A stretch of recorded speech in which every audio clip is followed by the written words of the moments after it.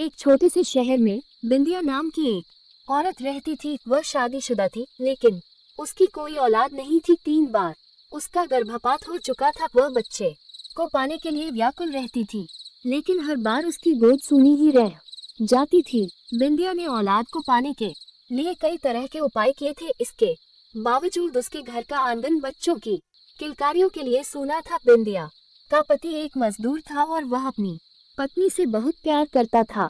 उसे भी अपने बच्चे की चाहत थी, लेकिन ऊपर वाले की मर्जी के बिना उसका ये सपना पूरा नहीं हो सकता था। बिंदिया चौथी बार फिर से गर्भवती होती है। इस बार दोनों बड़ी उम्मीद से गर्भ के बच्चे का ख्याल रखते हैं। बिंदिया का पति उसके खाने पीने की बहुत सी चीजें लाकर रख देता है और कहता है कि इस बार तुम्हें अपने बच्चे को पूरा पोषण देना होगा, जिसके लिए तुम्हें मजबूती से खाना पीना होगा और अपना ध्यान भी रखना पड़ेगा। बिंदिया अपनी पति की बात सुनकर सर हिलाती है। दरअसल वह अंदर से टूट चुकी है। बच्चे को पाने की उसने अपनी सारी उम्मीदें खो दी है, लेकिन अपने पति के आत्मविश्वास को देखकर वह अपनी हिम्मत बढ़ाती है और तय करती है कि इस बार वह मां बनकर ही रहेगी। आधी रात होते ही बिंदिया के पेट में दर्द शुरू हो जाता है।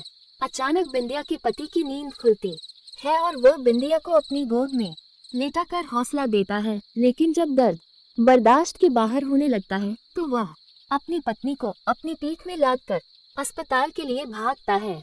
रास्ते में बिंदिया बेहोश हो जाती है। बिंदिया का पति उसे वही जमीन पर लिटा लेता है और जोर जोर से मदद के लिए चिल्लाने लगता है। तभी पास में स्थित शमशान से एक चंडाल निकल कर आता है। उसके हाथ में एक पानी का ग्लास होता है। वह आते ही बिंदिया के चेहरे में पानी छिड़कता है। बिंदिया धीरे धीरे अपनी आंखें खोलती है। तभी बिंदिया की प्रसव पीड़ा बढ़ने लगती है। बिंदिया का पति उसे जोर से पकड़ लेता है और उसका हौसला बढ़ाने लगता है।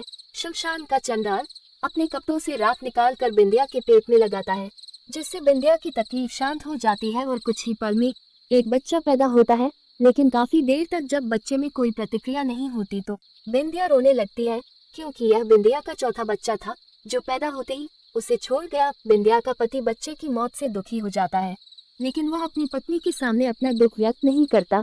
तभी उसकी नजर चंडाल पर पड़ती है। चंडाल हाथ जोड़कर आंख बंद किए हुए कोई मंत्र पढ़ रहा होता है। अचानक बिंदिया के बच्चे की आंख खुल जाती है और वह किलकारी मारकर रोने लगता है। बच्चे की किलकारी सुनते ही बिंदिया और उसके पति अपने बच्चे को गले से लगाकर चूमने लगते हैं। कई सालों बाद उन्हें संतान का सुख प्राप्त हुआ था। दोनों शमशान के चंडाल को धन्यवाद देते हैं और उसके चरणों में गिरकर उसका अभिवादन करते हैं। चंडाल बिना कुछ बोले शमशान में वापस लौट जाता है। बिंदिया का पति अपनी पत्नी और बच्चे को साथ में लेकर घर वापस आ जाता है। दोनों अपने बच्चे के साथ बहुत खुश होते हैं। एक रात बिंदिया की नजर खुलती है तो वह देखती है कि उसका बच्चा कमरे में पैदल चल रहा है, लेकिन वह तो सिर्फ 2 महीनों का है। बिंदिया सोच में पड़ जाती है कि इतना छोटा बच्चा कैसे चल सकता है।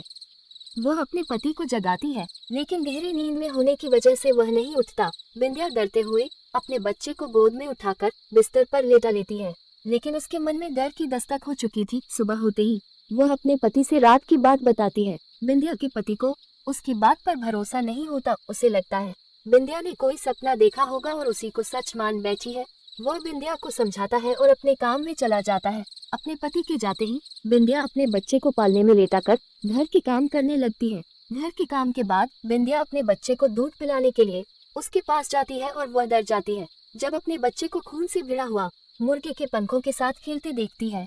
तभी पड़ोस की महिला बिंदिया के घर आती है और कहती है, मेरा मुर्गा नहीं मिल रहा है, क्या तुम्हारे घर में आया है? बिंदिया कुछ नहीं समझ पा रही थी। उसका दिल मानने को तैयार नहीं था कि इतने छोटे से बच्चे में इतना बड़ा मुर्गा खा लिया था। वह अपनी पड़ोसन से झूठ कह देती है कि मैंने नहीं देखा है। शाम को जब बिंदिया का पति घर आता है तो बिंदिया बहुत घबराई होती है और कमरे के कोने में